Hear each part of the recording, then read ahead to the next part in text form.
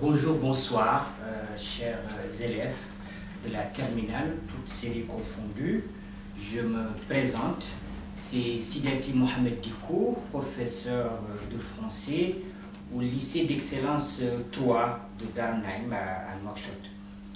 Je me fais le plaisir de venir partager avec vous aujourd'hui, à travers cette vidéo, un certain nombre de recettes, de principes qui sont utiles pour vous, élèves qui se présentent à l'épreuve d'examen baccalauréat, épreuve de français en Mauritanie. Il y a un certain nombre de recettes, il y a un certain nombre de principes qu'il faut savoir. Je me fais le plaisir aujourd'hui de les partager avec vous et j'espère qu'ils vous serviront efficacement pour pouvoir affronter mieux l'épreuve écrite de français au baccalauréat mauritanien. Pour commencer, je vais vous expliquer le plan du cours que je vais vous présenter ici. Nous allons, avant cela, vous rappeler d'abord que le bac mauritanien, l'épreuve de français au baccalauréat mauritanien, se décline en deux choix possibles. Le premier choix, c'est l'étude d'un texte. Il peut être suivi par des questions de compréhension, mais généralement suivi par le résumé de texte.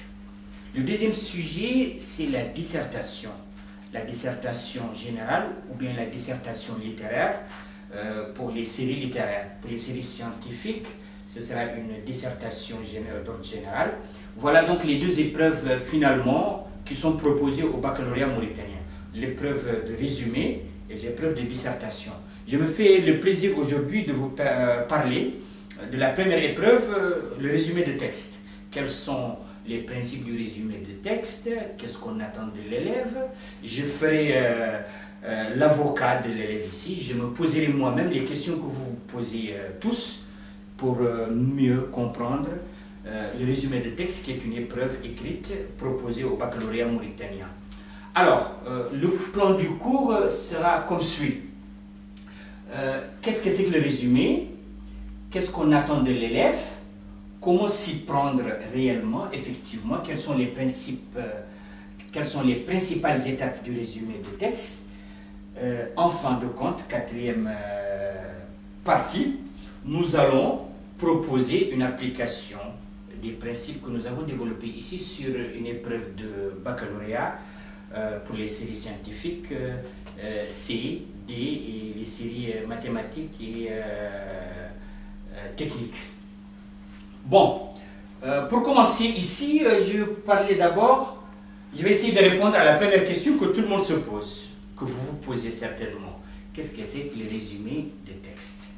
Le résumé de texte, qu'est-ce que c'est? C'est une production écrite qui tente de contracter, de condenser, de réduire un texte initialement prévu au baccalauréat ou à toute une autre épreuve. Lorsque vous essayez de réduire le texte, lorsque vous essayez de le condenser, lorsque vous essayez de le diminuer, vous êtes en train de résumer. Mais attention, est-ce que toute réduction, est-ce que toute diminution de texte est forcément un résumé de texte? Là, je dirais non. Et c'est pourquoi justement je complète ma définition en disant que c'est une production écrite qui réduit, qui contracte un texte initial à la condition, il y a une condition, à la condition de ne pas le déformer, à la condition également de ne pas le copier, de copier le texte initial. Nous allons expliquer tout cela après, mais retenez déjà la définition et la réponse à la première question que nous nous sommes posée.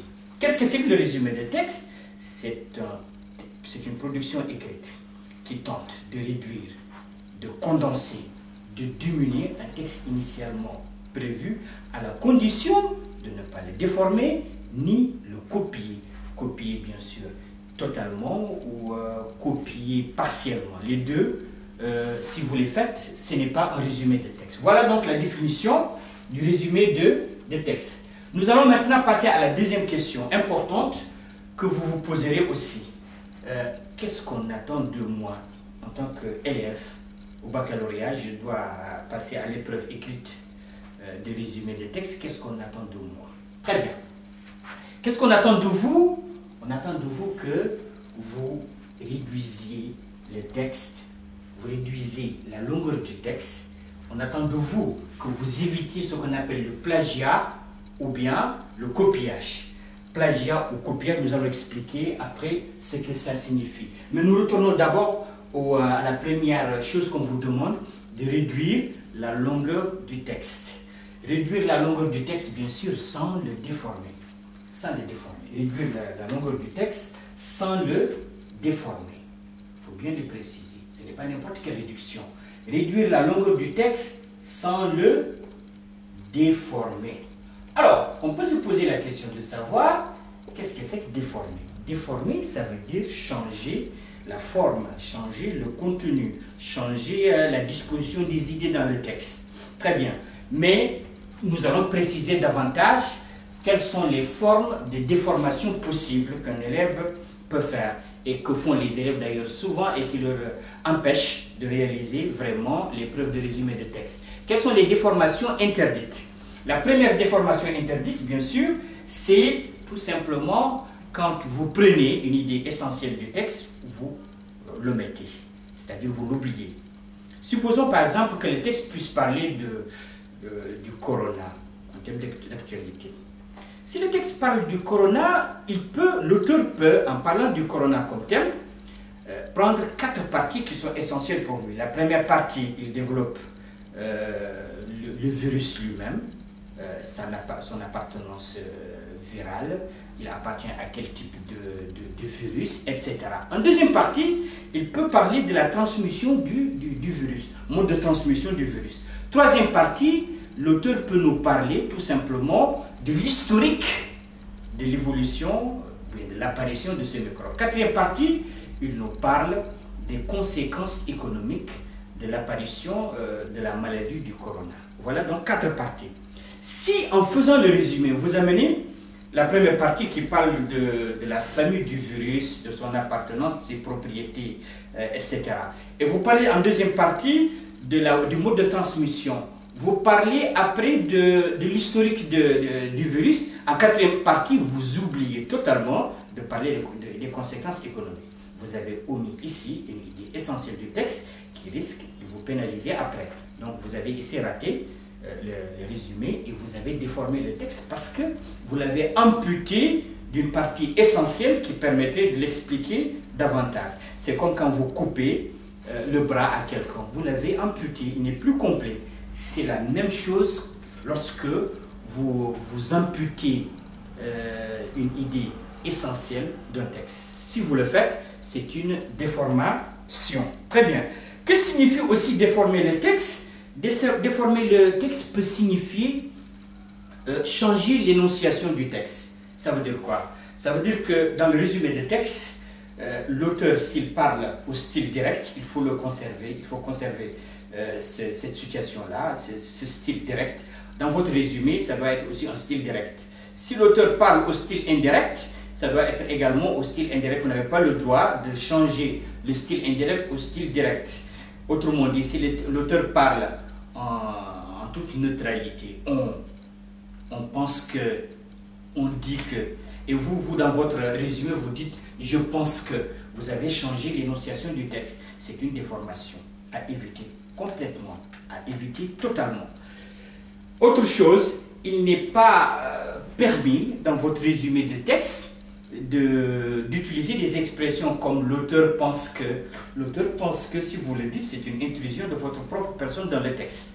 Alors que le résumé est censé être un travail totalement objectif. Vous n'entrez pas dans le texte. Pas d'indice de votre personne dans le texte que vous allez faire. Donc, absolument évitez d'utiliser « je pense que », l'auteur dit que, l'auteur pense que. Ces phrases-là, faites de toute sorte que ça n'apparaisse pas dans vos résumés de texte parce que ça nie la fidélité au texte. Ça détruit totalement la fidélité au texte et vous déformez le texte en essayant de changer l'énonciation, en essayant d'entrer dans le texte par votre je ou bien nous pensons que je pense que non, ce n'est pas votre texte. N'entrez pas des éléments de votre personne dans le texte, c'est interdit.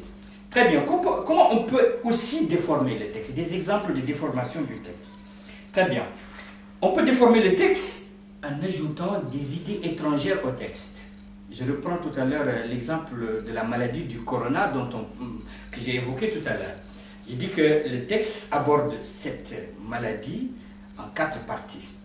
Le virus, il appartient à quelle famille, son mode de transmission, son historique d'apparition et d'évolution, ses conséquences économiques, etc. Voilà ce qu'il a dit. Eh bien, si vous ajoutez par exemple les modes de sensibilisation des populations contre le virus, c'est important, mais ce n'est pas abordé par l'auteur du texte. Vous n'avez pas droit, vous en tant qu'élève, en tant que candidat au baccalauréat, vous n'avez pas droit de toucher à cette idée-là parce que l'auteur n'en a pas parlé. Donc vous amenez ici des idées étrangères au texte. C'est une déformation. Donc vous déformez le texte en essayant d'apporter des éléments, des idées qui ne sont pas contenues dans le texte initial. Déformer le texte aussi peut signifier tout simplement casser l'ordre de présentation du texte. Il faut respecter l'ordre de disposition des idées dans le texte. Vous déformez le texte quand, par exemple, au lieu de toujours je reprends le même thème parce que c'est un thème d'actualité et parce que ça vous permettra aussi de comprendre ce que j'ai dit clairement. Nous avons dit que l'auteur parle de la maladie du corona comme thème. Il développe d'abord le virus, son appartenance, à quelle famille de virus, etc. Au deuxième moment, il nous parle du mode de transmission du virus. En troisième lieu, il nous parle de l'historique de l'apparition du virus et de son évolution. En quatrième partie, il nous parle des conséquences économiques de la maladie du corona. Eh bien, si vous commencez par la maladie du corona et ses conséquences économiques, vous avez cassé l'ordre de disposition des idées dans le texte. C'est une déformation à éviter absolument dans le texte. Donc voilà quelques exemples de déformation du texte qui sont à éviter lorsque vous résumez le texte. Très bien. Maintenant, passons à la deuxième partie. Qu'est-ce qu'on nous demande également? On nous demande de ne pas déformer le texte. J'ai expliqué les différentes possibilités pour l'élève de déformer le texte. Je passe maintenant à la deuxième partie. Qu'est-ce qu'on vous demande? J'ai dit, on vous demande de ne pas faire le plagiat ou le copiage. Malheureusement, c'est ce que font beaucoup d'élèves et ils pensent qu'ils ont résumé le texte alors qu'ils sont absolument loin du résumé de texte. Ne pas copier le texte, ça veut dire qu'il est interdit de reprendre un paragraphe du texte sans modification. Vous le mettez dans votre résumé de texte. Il est aussi interdit de prendre une phrase, totalement une phrase, de prendre toute la phrase et de la mettre dans votre résumé de texte, c'est interdit. Qu'est-ce qu'on vous demande? On vous demande de faire un effort de reformulation. Reformulation, ça veut dire que je vais dire la même chose, mais en utilisant d'autres mots, des équivalents, des synonymes, etc. C'est une technique qui permettra de ne pas copier le texte. Et surtout, vous êtes aussi jugé à la fin sur votre capacité de vous rendre indépendant du texte. C'est-à-dire de votre capacité à reformuler, à dire les idées d'une autre manière. Donc, tout cela pour éviter tout simplement de copier les textes. Certes, il arrive des moments où vous avez besoin de prendre un terme, surtout les termes scientifiques, auxquels il est difficile de trouver des équivalents dans la langue. Donc là, un mot, à la rigueur 2 mots maximum, vous pouvez les prendre. Mais prendre toute une phrase, non, et non, à éviter cela absolument. Le copiage est interdit, ce n'est pas du résumé de texte. Très bien. Donc qu'est-ce qu'on me demande? Je me résume. On me demande de réduire la longueur du texte sans le déformer. On me demande également d'éviter de copier le texte ou de faire le plagiat. Très bien. Voilà donc un nombre de recommandations générales lorsque vous faites le résumé de texte. Très bien. On passe maintenant à la troisième question, la question la plus intéressante, celle qui consiste à se demander comment s'y prendre. Je comprends maintenant généralement ce que c'est que le résumé, mais dans la pratique, qu'est-ce que j'ai fait pour résumer le texte? C'est ce que j'appelle comment s'y prendre. Quelles sont les démarches à adopter pour faire un bon résumé du texte? Très bien, elles sont quatre. Quatre démarches à faire pour arriver à résumer le texte. La première évidemment, c'est œuvrer à la compréhension globale du texte. Si vous avez un texte à résumer au baccalauréat, la première chose à faire, c'est de lire intégralement le texte. Lisez-le. Si vous ne lisez pas le texte, impossible de le résumer. Lisez intégralement tout le texte. Et en lisant le texte, très bien, faites attention aux éléments et aux détails qui entourent le texte. Quels sont ces détails? L'auteur du texte en bas, regardez-le. Est-ce que vous le connaissez? C'est un auteur dont j'ai déjà entendu parler. Ça peut aider à comprendre le texte. Regardez si c'est un texte paru longtemps ou récemment. C'est un élément extrêmement important aussi qui vous aide à comprendre le texte. Regardez le texte, il est tiré, est-ce d'une revue? Est-ce qu'il est tiré d'un journal? C'est une indication. Les textes qui sont tirés d'un journal, on comprend globalement c'est quel type de texte. Très bien. Quand vous aurez fait cette première lecture, il est possible que vous tombiez, parce que c'est une épreuve, vous l'ouvrez comme ça, vous n'êtes pas préparé à quel texte vous allez vous faire face. Il se peut très bien que vous tombiez sur des mots difficiles ou bien des mots que vous n'avez jamais entendus. Alors, par rapport à cette chose, qu'est-ce qu'il faut faire?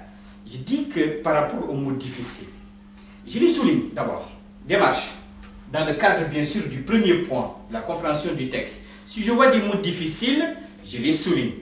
Il est possible maintenant, après avoir souligné ces mots, de faire un effort. Le mot dans la langue, il est dans une phrase, il est dans un paragraphe. Si je ne comprends pas le mot, il est possible de dégager son sens approximatif à travers le contexte, les mots qui sont autour. D'ailleurs, il y a des mots dont l'incompréhension ne gâche pas votre effort de comprendre totalement le texte. Quels sont ces mots? Les mots qui sont facultatifs, tels que les adverbes et certains adjectifs qualificatifs. Vous pouvez ne pas les comprendre, ça n'aura pas des impacts dans votre compréhension totale du texte. Il y a des mots, cependant, dont la compréhension est extrêmement importante. Quels sont ces mots? Les éléments, je veux dire, du groupe nominal, le groupe nominal lui-même, le nom, et les verbes. Ces mots-là, c'est vrai, leur incompréhension peut un peu impacter la compréhension globale du texte, avoir des impacts, je veux dire, sur votre compréhension globale du texte. Il faut faire un effort en les relisant, il faut faire un effort en les mettant en rapport avec d'autres mots que vous connaissez. Il y a ce qu'on appelle les mots de même famille, il y a ce qu'on appelle le contraire, essayez de trouver leur contraire, toutes sortes de techniques qui vous permettront de surmonter cet obstacle de mots difficiles auxquels vous ferez face à cette première étape de lecture du texte. Donc vous allez lire le texte et vous allez donc faire attention aux détails. Après avoir fait attention aux détails, vous allez essayer d'aplanir, rendre plat. C'est comme quelqu'un qui a un avion et qui va atterrir dans un espace nouveau. Il est appelé, lui, s'il est un bon pilote, de descendre doucement. C'est la même chose que vous feriez vous aussi lorsque vous faites face à un texte. Lisez-le plusieurs fois pour pouvoir dégager tout simplement des pistes de réflexion qui vous aideront donc à surmonter cette difficulté lexicale, ces mots difficiles. Ce travail d'aplanissement du vocabulaire fini, vous passerez donc à une autre étape, toujours dans le premier point, approche globale du texte, compréhension globale du texte. Vous allez passer à un travail important. Chers apprenants, il est impossible qu'un texte soit de 200 mots écrit par un auteur qui ne puisse pas avoir un objectif. Si c'est le cas, ça veut dire qu'il reste encore un effort de lecture à faire. Si vous êtes devant des textes de 200 mots, 300 mots, et vous ne sentez pas que ce texte est en train de dire, de parler de tel thème, est en train d'argumenter, est en train de convaincre, est en train de raconter, en rappel de toute la typologie du texte que vous avez fait en 6e. Il est impossible qu'un texte soit de 200 mots, 300 mots, écrit en langue française, et qu'il n'y ait pas d'objectif, qu'il n'y ait pas de but, de thème, etc. C'est impossible. Donc, vous êtes appelé, une fois ce premier travail d'aplanissement lexical fini, vous êtes appelé à vous poser des questions pour caractériser les textes, situer les textes. On appelle la situation du texte. La situation du texte, c'est répondre à des questions importantes telles que qui? Ce texte, il est écrit par qui? Il est écrit à qui? Il est écrit, il parle de quoi? Quel est son thème? Absolument, il doit y avoir un thème dont cet auteur parle. Il parle d'un thème, ou bien de plusieurs thèmes. Lesquels? Ou bien lequel? Très bien. Je pose la question donc de quoi? Il parle de quoi?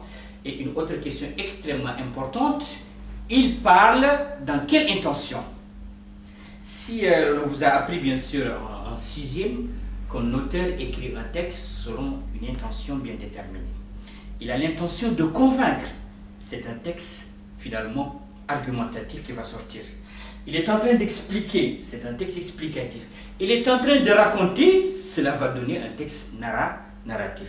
Il est en train de donner des injonctions, de conseils, c'est un texte injonctif, ainsi de suite. Donc la situation du texte, le rappel de la typologie du texte, se poser des questions pour déterminer véritablement quelle est l'intention de l'auteur, c'est important. Parce que si je sais de quoi l'auteur parle, quelle est son intention, un grand moment de ma rédaction du résumé des textes est réussi.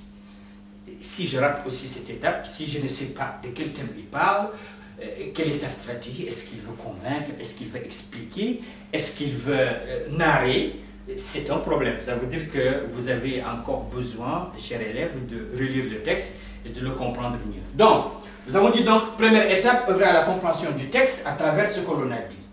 Lorsque vous avez bien sûr situé le texte, vous l'avez déterminé, vous savez de quel thème il parle, vous savez bien sûr dans quel but l'auteur a fait son texte, il veut quoi, il veut expliquer, argumenter ou bien narrer.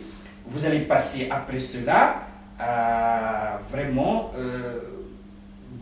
une étape importante. Vous allez vous édifier sur les textes, les saisir mieux. Et en ce moment-là, vous pouvez passer à la deuxième étape importante du résumé du texte. Quelle est cette étape? C'est le repérage de l'organisation structurelle du texte. Donc j'ai compris maintenant le texte, j'ai fait un